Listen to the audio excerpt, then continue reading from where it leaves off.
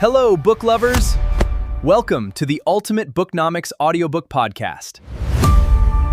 Imagine for a second that that your house is actively burning down. Okay. Like the flames are licking the walls, the smoke alarm is blaring, and the ceiling is, it's starting to cave in. A total disaster, basically. Exactly. Now imagine standing in the middle of your living room, closing your eyes, and repeating the phrase, I am perfectly safe and wildly successful 10 times out loud. Yeah, that's not going to put out the fire. No. It sounds completely absurd, doesn't it? I mean, it sounds like a fast track to disaster. But what if I told you that a slightly less extreme version of that exact mental exercise essentially, rewired the entire modern world's approach to success, happiness, and just like reality itself? It genuinely did. I mean, we tend to think the architects of our modern mindset are, engineers in Silicon Valley, right? Building smartphones or artificial intelligence. Right. But the source code for the massive multi-billion-dollar modern self-help industry didn't come from a tech lab. It came from a single book published in 1952, and that is Norman Vincent Peale's The Power of Positive Thinking. Which is why we have this massive, fascinating stack of sources on the table for you today. So, welcome to this deep dive. Glad to be here. We are pulling from historical archives, cutting-edge psychological and neuroplasticity studies, fierce theological critiques, and modern mental health resources. Our mission here is to completely deconstruct Peale's famous philosophy. We're going to explore the cutting-edge science that actually supports positive emotion, and then we are going to unpack the intense psychological and theological backlash this book sparked. Because the ultimate goal is for you to walk away from this deep dive with a highly nuanced understanding of a very blurry line. We want to help you distinguish between healthy brain-boosting optimism, which, is biologically incredible, and harmful toxic positivity. Exactly. We want to help you navigate your own mental habits without feeling crushed by that constant cultural pressure to just, smile through the pain. So before we tear into the critiques, let's actually look at the blueprint itself. We need to establish what this book literally says and why it became such an unstoppable juggernaut in the 1950s. And to call it a juggernaut barely captures it, honestly. The Power of Positive Thinking spent 186 weeks on the New York Times bestseller list. Wow. Yeah. It sold over 5 million copies worldwide, and it was translated into 40 different languages. And to understand why it exploded like that, you really have to look at the cultural mood of post-war America. Right, in the 1950s. Peale asserted that the greatest illness of the 20th century was the inferiority complex. People were wrestling with massive, massive anxieties, and Peale offered a cure that wasn't, years of expensive, deep psychoanalysis. He offered highly specific, almost mechanical rules. Like looking through the sources, it honestly reads like a 1950s version of a software patch for the human brain. That is a brilliant way to conceptualize it, yeah. He was trying to manually reprogram human anxiety through sheer brute force repetition. He really was. He offered mantras and daily exercises that were extremely rigid. For instance, rule number 1 was to constantly vividly picture yourself succeeding. Just nonstop visualization. Right. Another major rule, and this is crucial, the absolute second a negative thought enters your mind, you must aggressively cancel it out with a positive one. Just delete it immediately. Yep. He also instructed people not to copy others, arguing for this extreme individualism. And leaning heavily on his background as a minister, he prescribed repeating religious phrases like, I can do all things through God who strengthens me, exactly 10 times a day. Exactly 10 times. See, it's fascinating to look at this purely as a historical phenomenon, because regardless of anyone's politics today, you can see how deeply this book penetrated the absolute highest levels of culture. Oh, everywhere. It was publicly praised by Presidents Eisenhower and Nixon. It was championed by sports stars like George Foster and massive religious figures like Billy Graham. It even had a major influence on Donald Trump's family, who, were congregants at Peale's Marble Collegiate Church in Manhattan. Yeah. And obviously, we aren't taking any political stance here. We're just looking at the text's historical reach. But the cultural footprint is undeniable. It became the default operating system for American corporate culture and personal ambition. But, this brings us to the central tension of Peale's work and why it is still so heavily debated today. This is exactly where I find myself getting tripped up. How so? Because reading Peale's methods, repeating mantras 10 times a day, instantly canceling out any bad thought, It seems painfully simplistic, naive even. Sure. But then I look at our stack of sources on modern neuroscience, and they are telling us that positive emotion has immense biological power. So I'm struggling with this. Are you telling me that just thinking a happy thought literally changes the physical tissue of my brain? Did Peale somehow, like, stumble on a neuroplasticity decades before we had the vocabulary for it? It is a phenomenal question, and the answer is a qualified yes. Modern biology shows us that our mental states structurally alter our brains, which is the foundational concept of neuroplasticity. We have incredibly robust studies from Diana in 2024 and Hansen in 2021 showing that maintaining an optimistic attitude doesn't just feel good. It actively strengthens the prefrontal cortex and the limbic system. Okay, hold on. Let's break that down for the listener. How does an optimistic attitude physically strengthen those areas? Like, what is the actual mechanism there? Think of it like a workout for your neural pathways. When you actively practice optimism, say, by savoring a moment of gratitude or visualizing a successful outcome, your brain releases neurotransmitters, specifically serotonin and dopamine. The feel-good chemicals. Exactly. But this isn't just a fleeting chemical splash. When those neurotransmitters flow regularly, they act almost like fertilizer for the neural connections in your prefrontal cortex. And the prefrontal cortex does what exactly? It's the area responsible for high-level emotional regulation. By repeatedly focusing on positive experiences, you are literally thickening the neural pathways that promote emotional resilience. You are physically teaching your hardware to bounce back from stress more efficiently. So the hardware actually changes based on the software you're running. The more you run the optimism program, the stronger the physical circuits for optimism become. Precisely. And to understand the evolutionary why behind this, we can turn to Barbara Fredrickson's broaden and build theory from the PP lab.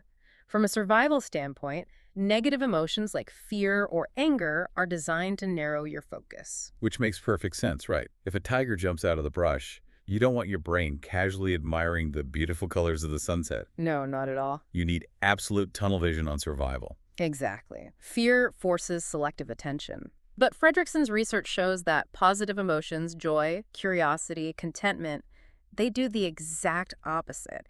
They broaden your momentary thought-action repertoire. Broaden it how? When you feel safe and positive, your brain literally widens the array of thoughts and potential actions that come to mind. You become more creative, more collaborative, and more open to new information.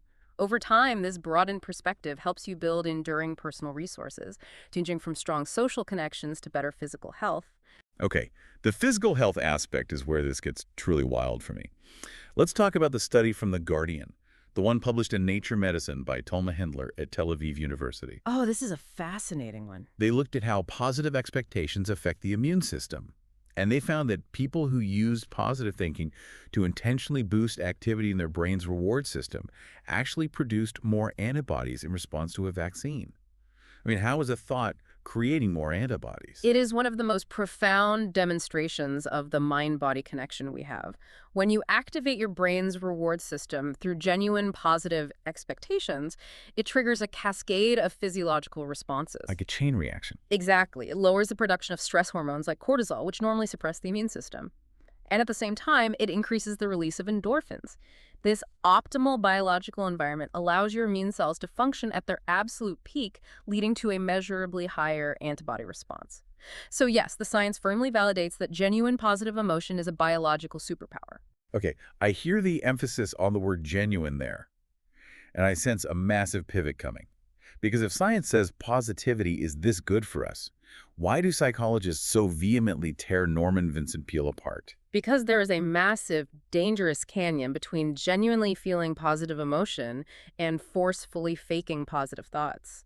Modern psychologists argue that Peale's method isn't emotional regulation, it's emotional suppression.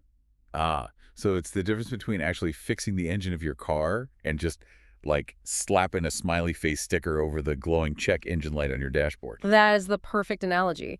And this is where we have to distinguish Peale's 1950s philosophy from actual modern positivist psychology, which was founded decades later by Dr. Martin Seligman. Right, Seligman is huge in this field. Very much so. Yeah. And Seligman explicitly called out Peale's methods, labeling them boosterism. Boosterism is the act of trying to force yourself to believe upbeat statements without any actual evidence, or worse, in direct defiance of the evidence right in front of you. Back to the burning house. Chanting, "I am safe," while the roof collapses, isn't psychology. It's delusion. And that delusion has a very high psychological cost.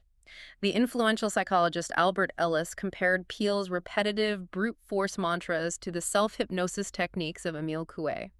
Ellis warned that aggressive repetition actively destroys critical thinking. Because you're just brainwashing yourself, essentially. Right. If you train your brain to ignore reality in favor of a catchy slogan, you set up an incredibly fragile expectation of the world. When reality inevitably hits a job loss, a tragedy that fragile worldview shatters, which leads to massive disillusionment and depression. Psychiatrist R.C. Murphy echoed this, arguing that forcing people to actively ignore reality is the literal antithesis of mental health. Which brings us squarely into the modern conversation about toxic positivity.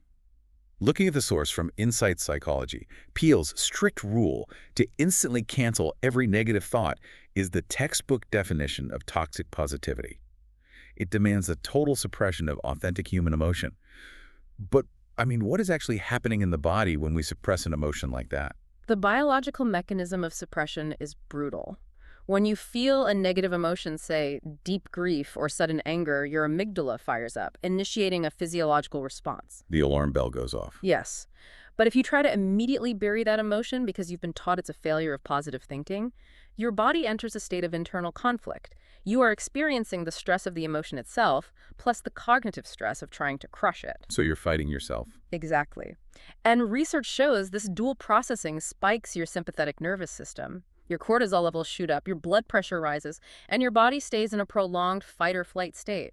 You aren't eliminating the sadness or fear, you are just trapping it in your nervous system. I want you, the listener, to really pause and consider how profoundly exhausting that must be.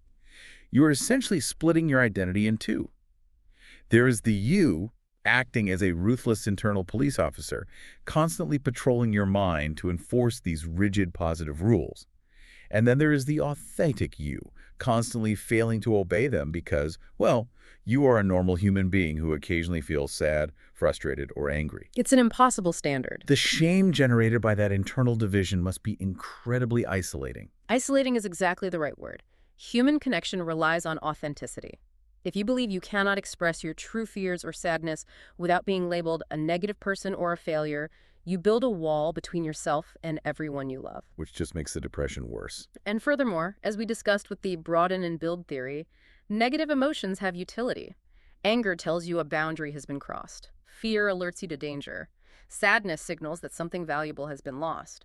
Ignoring those signals stunts your personal growth and leaves you completely vulnerable. So psychologists tore Peale's methods apart for causing severe mental and physiological damage. But as we transition through the sources, the story takes another wild turn. Because the pushback wasn't just coming from doctors and therapists. The theological and cultural backlash was arguably even more vicious. It really was. And to understand why, we have to look at how this impacted people's spiritual lives. Yeah, and to understand that theological backlash, we have to rewind the clock a bit and look at the historical context Peale emerged from. Peale's philosophy grew out of the New Thought movement of the late 1800s. And New Thought was a direct, visceral reaction against the dominant religious framework of early America, which was puritanical Calvinism. Let's break Calvinism down a bit for context, because it's intense. This was a notoriously heavy, guilt-ridden doctrine. We're talking about concepts like predestination, the idea that your ultimate salvation or damnation was decided before you were even born, and total depravity, the belief that humans are inherently corrupt. Exactly. If you lived under that theology, you likely suffered from what they called religious melancholy. You were constantly terrified, constantly analyzing yourself for signs of sin, crushed under the weight of an angry external God. Sounds exhausting. It was. And the New Thought movement came along and cured that melancholy by completely flipping the script. They framed the universe as benevolent, malleable, and entirely responsive to human thoughts. But the author Barbara Ehrenreich makes a brilliant observation about this in our sources. She points out a fascinating irony here. The New Thought movement, and later Peale, didn't actually get rid of the heavy burden. They just relocated it. They internalized it. Yes, the judgmental God wasn't external in the sky anymore.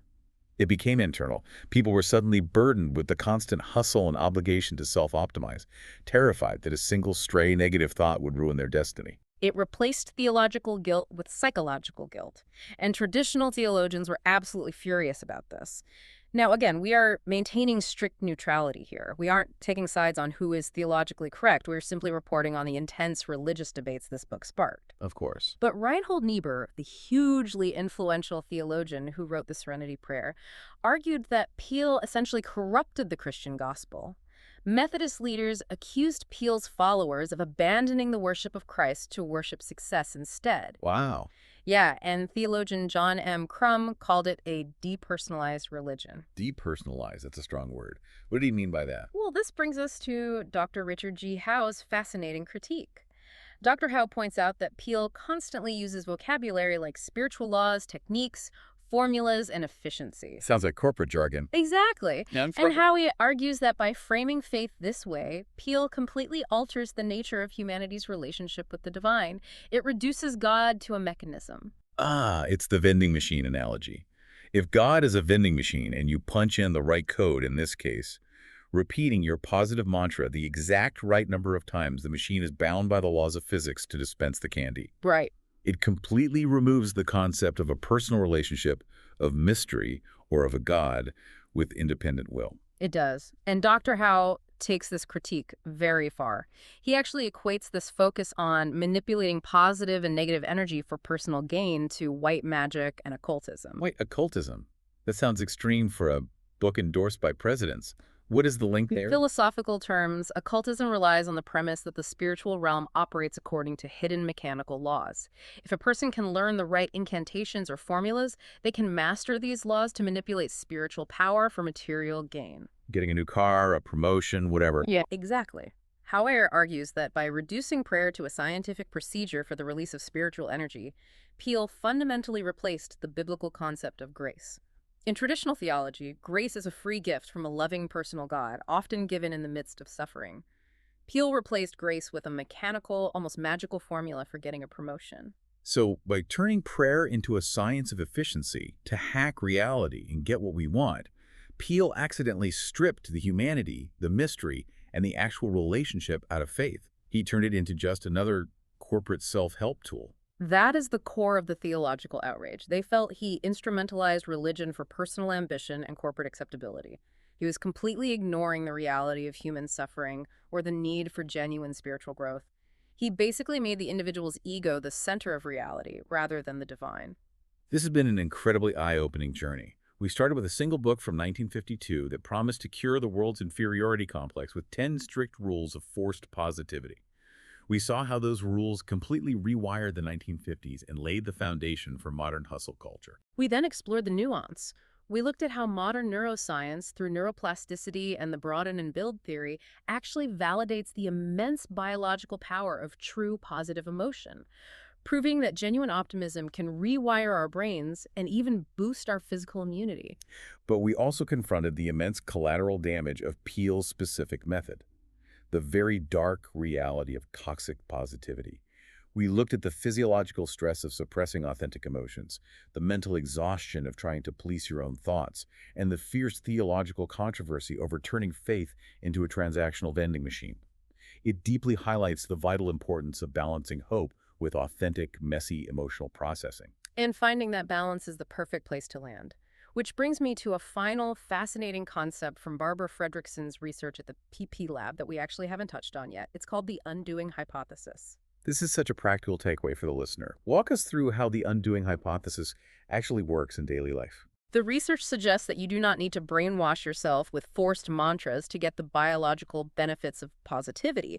You don't need to put the smiley sticker over your check engine light. Which is a relief. Huge relief. Fredrickson's studies show that simply experiencing a mild, fleeting moment of genuine joy or contentment is enough to biologically undo the lingering cardiovascular after effects of negative emotions. Let's ground this in reality for a second. Say you get a highly stressful email from your boss. Yeah. Your heart rate spikes, your blood pressure goes up, your amygdala is screaming. We've all been there.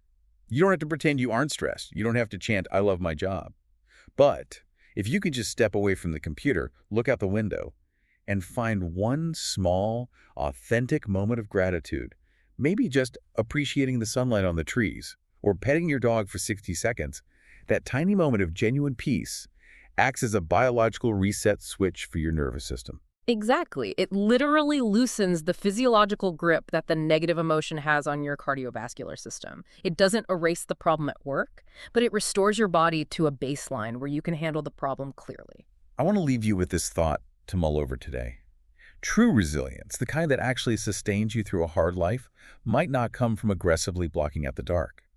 It doesn't come from manually running a rigid software patch to delete your anxiety. It might simply come from allowing yourself to genuinely feel a fleeting moment of light. Next time your internal check engine light comes on, don't cover it up with a forced plastic smile. Read the dashboard, feel the reality of the road you're on, and then simply roll down the window and let the real sunshine in.